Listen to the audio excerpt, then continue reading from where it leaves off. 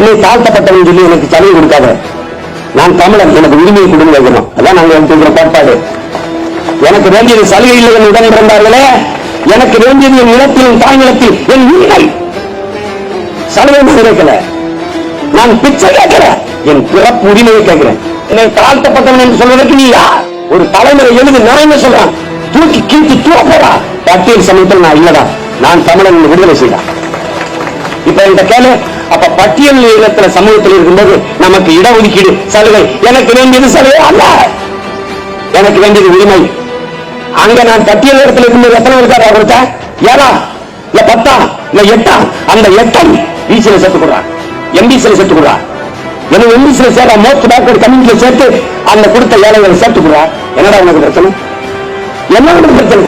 இவர் citizen of India, நான் citizen of India. அவருக்கு வரி கட்டுவேன், நான் வரி கட்டுவேன், நான் வாக்கு செலுத்துவேன், அவர் வாக்கு செலுத்துவார். ஆனால் இட்ஸ் யூ அண்ட் மீ. போட்டு பாருங்க ஓட்ட, அப்புறம் பாருங்க நாட்டை.